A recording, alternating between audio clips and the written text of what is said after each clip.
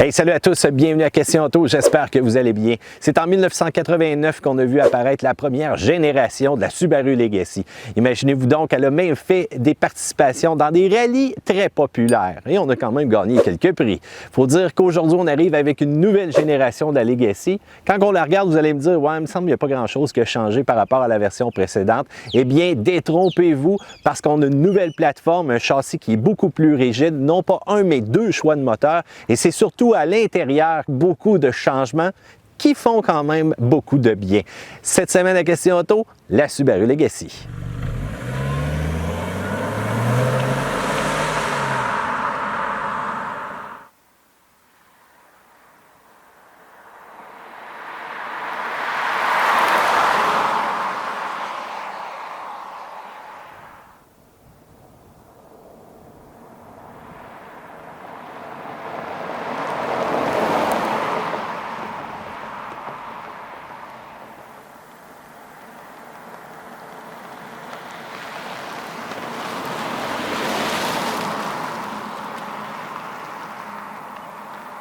Lorsqu'on regarde l'extérieur, on a été extrêmement conservateur. Où est-ce qu'on remarque un peu plus le changement? C'est au niveau de l'avant du véhicule.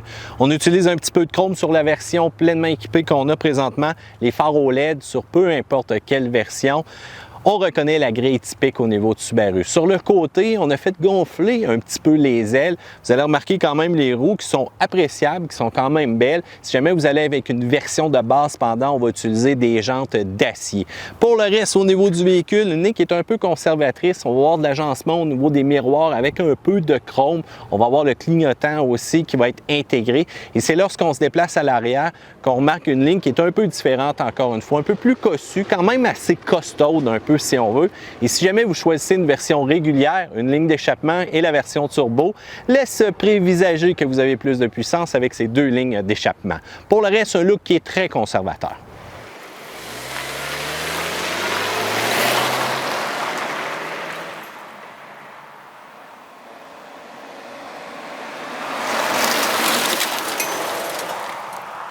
À l'intérieur du véhicule, c'est fou comment c'est spacieux. On a plus d'espace volumétrique, surtout au niveau de l'espace passager, que ce soit versus la Fusion, l'Altima ou encore la Camry. Qu'est-ce qui vient aussi attirer l'attention? C'est l'énorme écran central. On continue la mode iPad. C'est un nouveau système multimédia au niveau de Subaru qui a quand même une réponse pas si pire. On voit que la fluidité, bon, c'est pas parfait parce qu'on a souvent tendance à les comparer au fameux iPad, mais au niveau de l'application carte ou encore même au niveau de l'application du véhicule, une fois que vous allez vous avoir familiarisé avec l'ensemble des menus, eh bien, c'est pas si difficile que ça en tant que tel à maîtriser. Puis il y a une panoplie de personnalisation qu'on peut faire. Apple CarPlay, Android Auto qui va prendre une fraction de l'espace de l'écran. Si jamais vous choisissez un modèle de base cependant, on va avoir comme un gros écran comme ça, mais séparé en deux si on veut. Ils n'auront pas nécessairement le même fini non plus, mais encore là, ça va être fonctionnel avec encore une fois Apple CarPlay et Android Auto. Pour le reste, il faut prendre en considération aussi que la navigation bien n'est pas incluse de base. C'est une option qu'on va avoir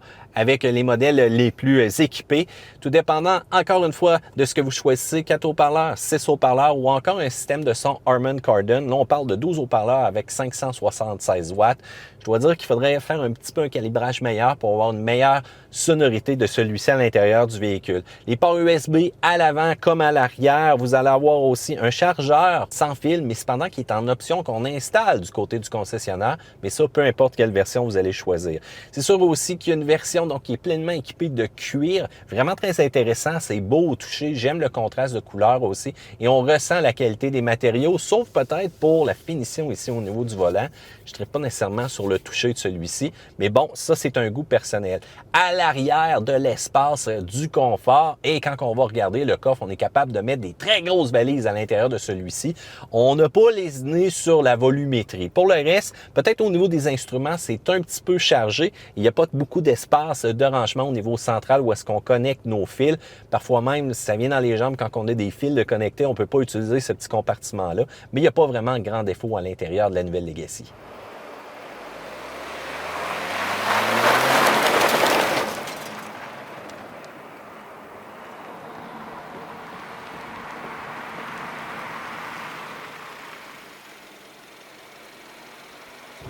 Parlons motorisation, eh bien avec la nouvelle version, il faut dire adieu au fameux moteur, le H6 qu'on avait, le 3.6R. C'était une motorisation qui était sans turbo et là, on fait le grand saut avec un 4 cylindres qui génère beaucoup plus de puissance. Mais pour ceux-là qui veulent un moteur de base, eh bien, il y a toujours le 2.5 litres qui est composé de 90% de nouvelles pièces, qui est bon pour développer 182 chevaux à 5800 tours minute et 176 livres-pieds de couple à 4400 tours minute. Donc, un petit peu plus puissant que la version précédente. C'est sûr que pour les amateurs de performance, il va y avoir le 2.4 litres qui est disponible. Turbo compressé, c'est le même moteur qu'on utilise présentement dans le Subaru Ascent. Celui-ci va développer 260 chevaux à 5600 tours minute, 277 livres-pieds de couple entre 2000 et 4800 tours. Ça, ce que ça fait, bien, ça fait des accélérations qui sont quand même assez impressionnantes. Il faut dire cependant que si vous avez laissé les systèmes de sécurité activés, vous allez avoir une panoplie de son des fois qui va ressortir si jamais vous approchez d'une ligne ou autre. Donc quand même assez sensible. Faut dire qu'on n'a pas de transmission manuelle, ça a été abandonné. On utilise pendant une transmission CVT qui va simuler 8 vitesses et on va pouvoir effectuer un changement aux palettes. Et standard avec cette configuration de moteur et transmission-là, la fameuse traction intégrale de Subaru. Avec une transmission CVT, c'est 60% de la puissance à l'avant, 40% de la puissance à l'arrière. Il n'y a pas nécessairement de X-Mode et aucun bouton là, pour verrouiller là, ce fameux système-là, mais on le sait que ça travaille très bien.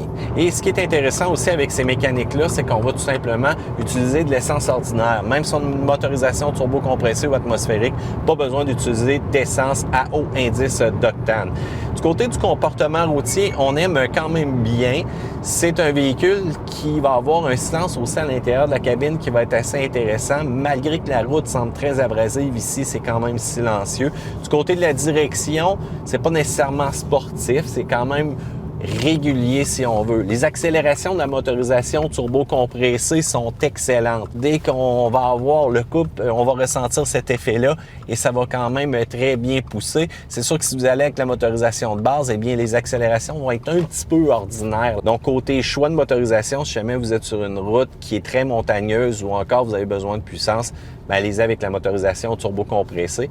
Mais bien entendu, ça va venir à un prix qui est celui de la consommation d'essence. Du côté du comportement routier, bien c'est sûr qu'on remarque la rigidité de la nouvelle plateforme. C'est vraiment une voiture qu'on sent un peu plus ancrée au niveau de la route et qui va nous offrir des performances plus intéressantes. Du côté des freins, typiquement Subaru, on n'a pas nécessairement de grand feeling, je vous dirais, lorsqu'on va appuyer, mais si on freine en mode urgence ou encore en mode régulier, ça répond et c'est ce qu'on veut. Du côté direction, une direction qui est correcte, qui n'est pas vague, qui n'est pas non plus ultra précise. On vient chercher une balance un petit peu ici. Du côté suspension, eh bien c'est là je trouve qu'on a fait vraiment un travail qui est impressionnant, mais ça combine avec la rigidité du châssis. Donc, un véhicule qui a beaucoup moins de roulis, un véhicule qui va être beaucoup plus stable. Même aussi avec les nouvelles dimensions du véhicule, on sent vraiment qu'on mord un peu plus à la route. Et c'est sûr que la traction intégrale aide parce que cette année, eh bien, on a ajouté quand même un contrôle de couple vectoriel aussi. Donc, la Legacy va quand même nous propulser dans les différents virages auxquels on va faire face. Et c'est ce qui fait que c'est une voiture qui est plus agréable aussi à conduire que la version précédente de celle-ci. Du côté sécurité, eh bien, le tout va de pair avec le fameux système EyeSight qui est encore aussi géant dans le haut du pare-brise du véhicule. Ce système-là est très intéressant, il va quand même très bien fonctionner, mais il va parfois être sensible. Vous avez entendu un peu tantôt les systèmes d'avertissement. Probablement qu'on a configuré le système pour être très minutieux à l'approche de la ligne. On a quand même aussi le fameux système Driver Focus, donc qui va permettre de surveiller le conducteur pour être sûr qu'il ne quitte pas nécessairement les yeux de la route. Il faut dire que celui-ci semble soit extrêmement sensible ou encore de la misère un peu avec mes lunettes fumées, parce que je dois vous dire qu'il me donne encore plusieurs avertissements des fois qui sont peut-être un petit peu faux et juste le fait des fois de se gratter l'œil va vous rappeler de regarder la route. Parlons consommation d'essence maintenant avec le 2.5 litres. Eh bien, c'est quand même pas super parce qu'on va être capable de faire autour de 6,7 litres au 100 sur l'autoroute et lorsqu'on va faire face à la ville, eh bien, on monte à 9 litres environ. C'est sûr que si vous allez avec la motorisation turbo-compressée, ça change un petit peu. 10,2 litres au 100 en ville, 7,5 sur l'autoroute, grosso modo. Mais c'est sûr que ces cotes-là, lorsque ça va être l'hiver avec des pneus à clous, bien, ça risque d'augmenter. Il y a aussi un nouveau système, c'est le fameux Starlink, donc l'assistance, l'équivalent d'un concierge concierge un peu si on veut. Bien entendu, de l'assistance pré-collision. On voit quelque chose sur la route, on appuie sur le bouton. On est en communication directe avec les gens de Subaru qui vont nous porter assistance. Et ça, ce système-là va être gratuit pour les 3 premières années avec une Subaru Legacy. Parlons de prix maintenant. Le prix de base de la Legacy, on parle de 26 395 $. C'est quand même bien équipé. C'est ça qui est impressionnant. On reste très agressif côté prix et il faut donner le crédit à Subaru là-dessus. Bien entendu, la traction intégrale va être de base. La version recommandée, bien allez-y avec la Touring qui est un petit peu plus équipée. On va tourner aux alentours de 30 295 $. C'est sûr que si vous voulez accéder à la motorisation turbo compressée, vous allez devoir choisir une version GT et là, on parle dans les alentours de 39 000 $. Donc, un prix qui est relativement plus élevé là, pour une berline comme celle-ci. Donc, qu'est-ce qu'on aime moins au niveau de la Subaru Legacy? Eh bien, la consommation du moteur turbo qui peut être très, très élevée si on veut. C'est sûr que les motorisations turbo compressées, eh bien, on peut juste l'avoir avec la version la plus équipée. La CVT qui, parfois, manque un petit peu de raffinement. Le système d'arrêt moteur est, ma foi, très omniprésent. Faut dire qu'on a un style qui est conservateur. J'aurais aimé qu'on revienne avec le hood scoop qu'on avait en avant dans le temps des anciennes Legacy turbo compressées.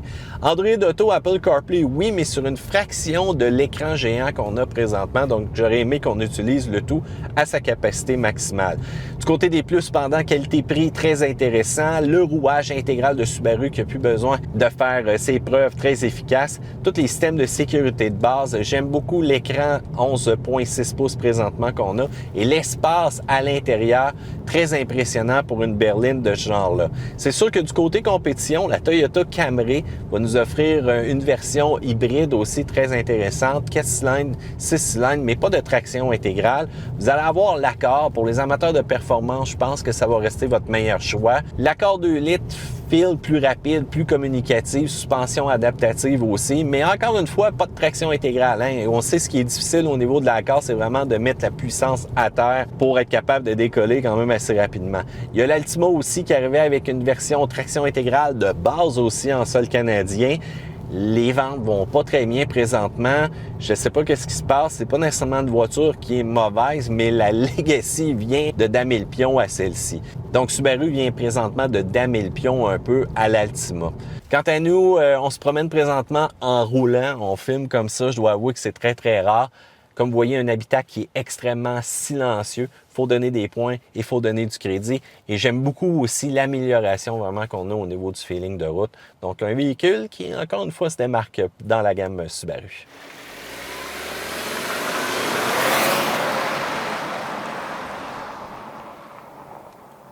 Même si la vente des berlines est littéralement en déclin, Subaru arrive avec une offre très agressive d'une voiture bien équipée à un bon prix et qui se comporte surtout très bien. On se fait plaisir à l'appeler la VUS des berlines et on n'a pas nécessairement tort avec un système intégral qui performe surtout très bien. Mais là, la grande question qui se pose, êtes-vous berline ou encore véhicule sport utilitaire?